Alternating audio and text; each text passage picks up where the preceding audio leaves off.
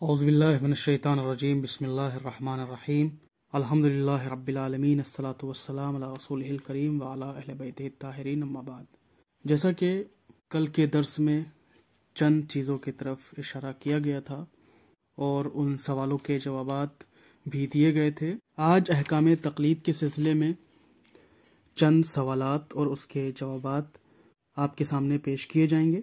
सवाल की सूरत में जवाब देते हुए इन दुरूस को बयान करने का मतलब यह है ताकि बआसानी लोग समझ सकें और अपनी ज़िंदगी में दरपेश मसाइल को हल कर सकें। आज का पहला सवाल है कि हमें किस मुज्तहिद की तक़लीद करनी चाहिए और उसके शराइत क्या हैं। दूसरा सवाल, मुज्तहिद या आलम की पहचान के तरीक़े क्या हैं। और तीसरा सवाल यह है कि मुज्तहिद के फतवे मालूम करने का तरीक़ा क्या है, यानी हम जिस मुज्तहिद की तक़लीद कर रहे हैं उसके फतवे किस तरह से हासिल करें। इससे पहले कि मैं इन सवालों के जवाबात इस दर्स में बयान करूं, चंद चीज़ें जो गुज़िश्ता दर्स से मरबूत हैं उनको दोहराना चाहूँगा। जैसा कि मैंने गुज़िश्ता दर्स में बयान किया था कि तक़लीद सिर्फ़ और सिर्फ फ़ुरूए दीन में वाजिब है, उसूले दीन में वाजिब नहीं है। उसूले दीन को अज़रूए बसीरत जानना ज़रूरी है, यानी इंसान गौर व फिक्र करे उसूले दीन में और उसके बाद उन चीज़ों को तस्लीम करे। यानी अल्लाह एक है तो उसमें तक़लीद के ज़रिए से खुदा को एक नहीं मानना है, बल्कि ख़ुद गौर व फिक्र करना है कि अल्लाह एक है तो किस तरह से है, इसी तरह अल्लाह आदिल है तो किस तरह से है। नबूवत, इमामत, क़यामत, तमाम चीज़ें जो उसूल दीन में हैं उन तमाम चीज़ों पे अमल करने के लिए तक़लीद सही नहीं है।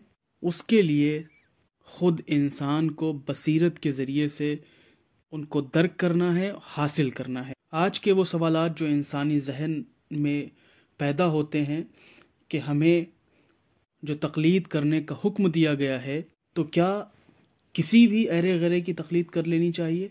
नहीं, बल्कि तक़लीद उस शख्स की जाएगी कि जिसके अंदर ये सारे शुरूत पाए जाते हों। अगर ये सारे शराइत उस शख्स के अंदर मौजूद हों तभी तक़लीद करना सही है। यानी दीनी अहकामात में तक़लीद का मतलब यह है कि किसी मुज्तहिद के फतवे पर अमल किया जाए उस सूरत में कि जब ये सारी शराइत, ये चीज़ें उस शख्स के अंदर पाई जाती हों। पहला, वो मर्द हो, यानी ख़वातीन की तक़लीद नहीं की जा सकती। यानी जो मुज्तहिद होगा वो सिर्फ़ और सिर्फ मर्द हो सकता है। ख़ातून मुज्तहिदा तो हो सकती है लेकिन वो मर्जा नहीं हो सकती, यानी उसके तरफ रुजू नहीं किया जा सकता। यानी अगर कोई शख्स चाहता है कि हम किसी तरफ रुजू करें, उससे फतवे मालूम करें और उसकी तक़लीद करें तो सिर्फ़ और सिर्फ वो मर्द होगा, ख़ातून की तक़लीद नहीं की जा सकती। दूसरी शर्त यह है कि बालिग़ हो। बालिग़ होना भी तक़लीद करने के लिए शर्त है, यानी हम जिस शख्स की तक़लीद कर रहे हैं वो शख्स बालिग़ होना चाहिए। यानी अगर वो 15 साल से कम है, अगर उसकी उम्र 15 साल से कम हो तो ऐसे शख्स की तक़लीद नहीं की जा सकती। इसी तरह से शिया इतना अशरी होना भी शर्त है। जो शख्स मर्जा है, मुज्तहिद है, उसका शिया इतना अशरी भी होना ज़रूरी है, यानी 12 इमामों का मानने वाला हो। अगर वो सिर्फ 5 इमामों की या एक इमाम का मानने वाला हो तो ऐसे शख्स की तक़लीद नहीं की जा सकती। इसी तरह हलाल ज़्यादा हो, यानी अगर वो वलदुज़्ज़िना है, यानी वो ज़िना के ज़रिए से पैदा हुआ है बच्चा, तो ऐसी सूरत में भी उसकी तक़लीद नहीं हो सकती। ज़िंदा और आदिल हो। ज़िंदा होने का मतलब यह है, आप लोगों ने अक्सर सुना होगा कि बहुत सारे ऐसे शख्स के जो इस दुनिया से गुजर गए हैं लेकिन उसके बावजूद भी उनकी तक़लीद की जा रही होती है। यहाँ पे जो ज़िंदा होने की शर्त है, इसका मतलब यह है कि अगर हम किसी शख्स की तक़लीद करना चाहते हैं तो वो हालिया वक्त में ज़िंदा होना चाहिए।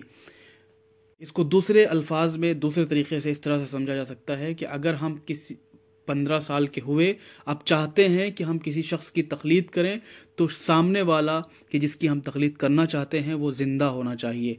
अगर वो इस दुनिया में मौजूद नहीं है तो हम उसकी तक़लीद नहीं कर सकते। लेकिन अगर हम جیسے ہی بالغ ہوئے ہم کسی شخص کی تقلید کر رہے تھے. مثال کے طور پر حالیہ وقت میں آیت اللہ سستانی اللہ مقامہ حیات ہیں، خدا ان کو سلامت رکھے، ہم ان کی تقلید میں ہیں، ہم ان کی تقلید کرتے ہیں. جب وہ اس دنیا سے گزر جائیں گے تو ہمیں اختیار ہے کہ ہم ان کی تقلید پہ باقی رہیں یا کسی اور کی طرف رجوع کر لیں. لیکن اگر ہم ابتدا میں تقلید کرنا شروع کرنا چاہتے ہیں تو پھر ہمیں لازم ہے کہ ہم کسی زندہ شخص کی تقلید کریں، ہم کسی مردہ شخص کی تقلید نہیں کر سکتے.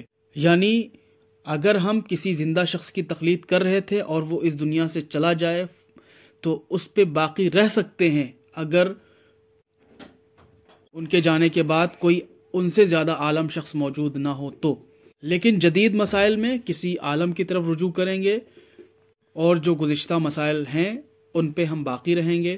لہٰذا ان شرطوں کا ہونا ضروری ہے. اور جو میں نے عدالت کی شرط بیان کی تھی، یعنی جو شخص مجتہد ہے، مرجع ہے، اس کو عادل ہونا بھی ضروری ہے.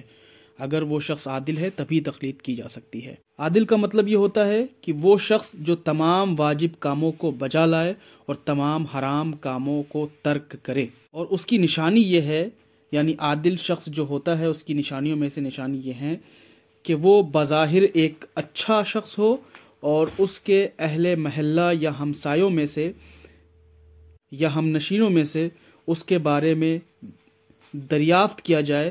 ہم نشینوں میں سے اگر ان سے معلوم کیا جائے، پوچھا جائے تو وہ اس شخص کی اچھائی کی تصدیق کریں. یعنی وہ کہیں کہ یہ شخص بھلا آدمی ہے، اچھا شخص ہے اور یہ نیک کام انجام دیتا ہے، تو اسے عادل سمجھا جائے گا. اسی طرح سے اگر کسی زمانے میں بہت سارے عالم موجود ہوں، بہت سارے مجتہد موجود ہوں، تو ان کے درمیان جو سب سے زیادہ عالم ہو اس کی تقلید کی جائے گی. یعنی ان تمام مجتہدین میں سے سب سے زیادہ احکام الہی کو سمجھنے کی طاقت اور صلاحیت رکھتا ہو تو اس کی تقلید کرنی چاہیے. اب دوسرا سوال یہ ہے کہ مجتہد عالم ہے یا نہیں ہے. یعنی بہت سارے مجتہدین موجود ہیں، ان میں سے ہم کیسے معلوم کریں، کیسے پہچانیں کہ کون شخص عالم ہے، کون شخص ان میں سے بہت زیادہ پڑھا لکھا اور بہت زیادہ احکام الہی کو جاننے والا ہے. تو اس کے کچھ طریقے ہیں. پہلا طریقہ یہ ہے کہ جو شخص جاننا چاہتا ہے وہ ذاتی طور پہ خود صاحب علم ہے اور وہ اتنی صلاحیت رکھتا ہے کہ پہچان سکے کہ ان میں سے کون سا زیادہ عالم ہے، تو ایسی صورت میں وہ اس شخص کی تقلید کرے گا. دوسری شرط یہ ہے، دوسرا طریقہ یہ ہے کہ وہ اشخاص جو عالم ہوں اور عادل ہوں اور وہ اتنی صلاحیت رکھتے ہوں، ملکہ رکھتے ہوں کہ وہ پہچان سکیں، تمیز پیدا کر سکیں کہ کون عالم ہے اور کون عالم نہیں ہے، تو ان کے کہنے پر عمل کیا جائے گا. تیسرا طریقہ یہ ہے کہ کچھ اہل علم جنہیں اہل خبرہ کہا جاتا ہے، جو مجتہد اور عالم کو پہچاننے کی صلاحیت رکھتے ہوں، تو ایسے شخص کے بتانے پر اگر اطمینان حاصل ہو جائے تو ایسی صورت میں ان کے کہنے پر عمل کریں گے اور اسے عالم مانتے ہوئے اس کی تقلید کریں گے. آج کا تیسرا اور آخری سوال یہ ہے کہ کسی مجتہد کے فتوے معلوم کرنے کے طریقے کیا ہیں. یعنی ہم کسی شخص کی تقلید میں چلے گئے، یعنی ہم اس کی تقلید کرنے لگے، لیکن ہم اپنے احکامات کو اس سے کیسے حاصل کریں گے اور جو ہمارے احکامات ہیں اس سے کیسے معلوم کریں گے. تو چند طریقے ہیں احکامات معلوم کرنے کے. پہلا طریقہ یہ ہے کہ خود مجتہد سے فتویٰ معلوم کرے یا سنے. مثال کے طور پر ایک شخص ہے جو نجف میں رہتا ہے اور اکثر اس مجتہد کے پاس آنا جانا لگا رہتا ہے، تو کوئی بھی مسئلہ درپیش ہوا وہ جا کر کے وہاں پہ معلوم کر لیتا ہے، پوچھ لیتا ہے، پتہ کر لیتا ہے. دوسرا طریقہ یہ ہے کہ ایسے دو عادل اشخاص سے سننا جو مجتہد کا فتویٰ بیان کریں. مثال کے طور پر وہ طلباء جو نجف اشرف میں پڑھ رہے ہیں، ایسے اشخاص کہ جو مطلب جو ہے اس چیز کے بارے میں علم رکھتے ہیں، اگر ان سے معلوم کیا جائے، ان سے مسئلہ پتہ چلے تو اس پہ عمل کریں. تیسرا طریقہ یہ ہے کہ مجتہد کا فتویٰ کہ جس کی ہم تقلید کرتے ہیں اس کا فتویٰ کسی ایسے شخص سے سننا جس کے قول پر اطمینان ہو. مثال کے طور پر ایک ایسا طالب علم جو کافی عرصے سے نجف اشرف میں زیر تعلیم ہے یا حوزے وغیرہ میں ہندوستان و پاکستان یا دیگر ممالک میں حوزے میں تعلیم حاصل کر رہا ہے، پڑھ رہا ہے، اب اس کو تمام مجتہدین کے فتووں سے آگاہی ہے، وہ احکامات کو اچھے طریقے سے جانتا ہے. اگر وہ کہتا ہے کسی مسئلے کے بارے میں کہ اس طرح سے عمل کیا جائے، تو ایسی صورت میں اس کے کہنے پر، اس کے قول پر اگر اطمینان حاصل ہو جاتا ہے تو اس پہ عمل کریں گے. چوتھا طریقہ یہ ہے کہ مجتہد کی کتاب مثلاً توضیح المسائل وغیرہ سے احکامات کو معلوم کرنا، لیکن ایسی صورت میں کہ جب اس کتاب کے بارے میں یہ علم ہو جائے قطعی طور سے، یقینی طور سے کہ ہاں یہ کتاب اسی مجتہد کی ہے کہ جس کی ہم تقلید کرتے ہیں. آج کل انٹرنیٹ کا دور ہے، بہت ساری فیک ویب سائٹ وغیرہ موجود ہیں. ایسی صورت میں ہمیں پہلے اطمینان حاصل کر لینا چاہیے کہ یہ جو ہم فتویٰ جس پہ عمل کر رہے ہیں، وہ احکام جس پہ ہم عمل کر رہے ہیں، جس کی ہم تقلید کرتے ہیں، اسی کے ہیں، تبھی ہمیں عمل کرنا چاہیے. یہ سارے طریقے ہیں اپنے مجتہد کے فتوے معلوم کرنے کے. لہٰذا امید کرتے ہیں کہ یہ جو سوالات ہیں اچھے طریقے سے آپ لوگ سمجھ گئے ہوں گے. جو بھی اشکالات، جو بھی سوال آپ لوگوں کا ہو، وہ یوٹیوب چینل کے جو ڈسکرپشن میں یا کمنٹ باکس میں آپ لوگ پوچھ سکتے ہیں.